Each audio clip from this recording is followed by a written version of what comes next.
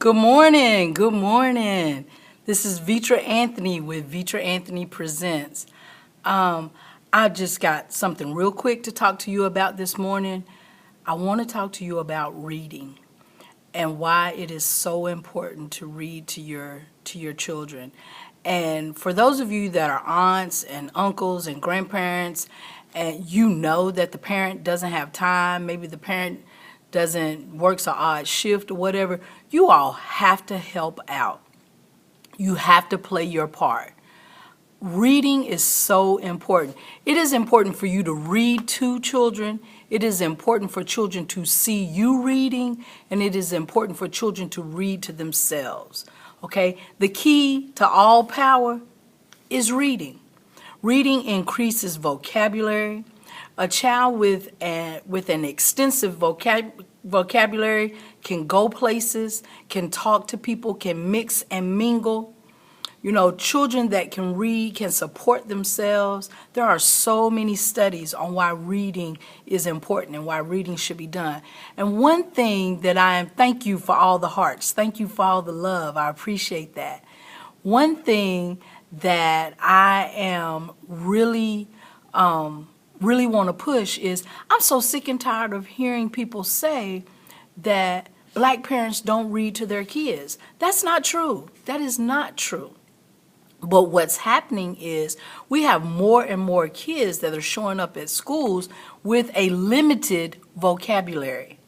And that's the problem. Limited vocabulary. It's not, we love our children just like everybody else.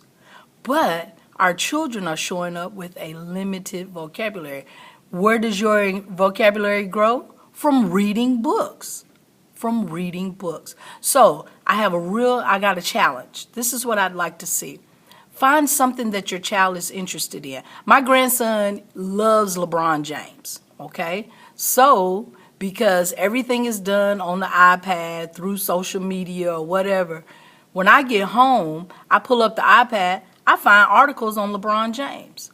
Now, he's in second grade.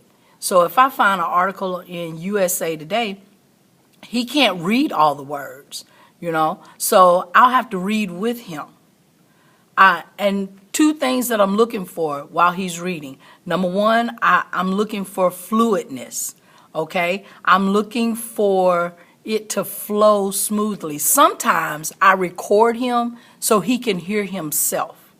Number two, I'm looking for how many words he can pronounce correctly and which words are that he's getting stumped on.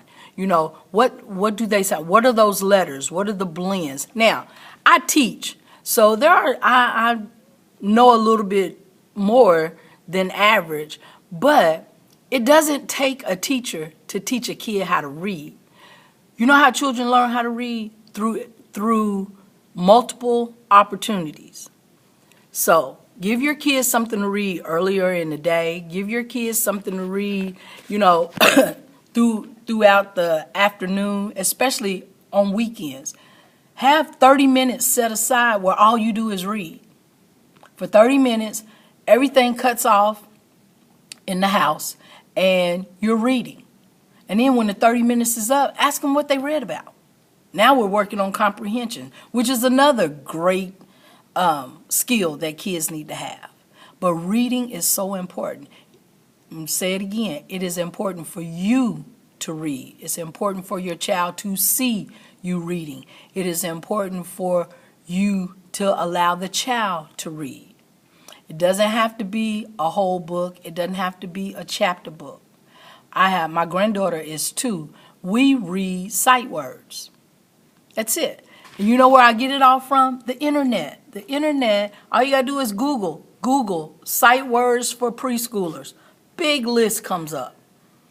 And every day we download 5 or 6 words, and she learns 5 or 6 new words every day.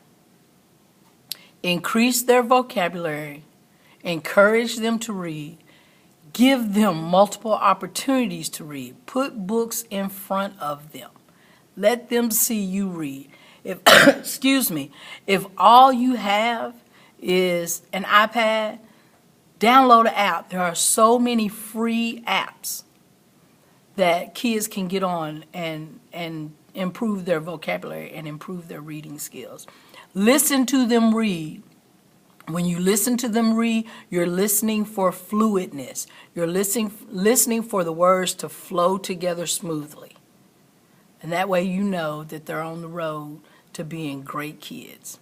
Hey, follow me on Facebook, Preparing My Child for Success, Vetria Anthony, with Vetria Anthony Presents.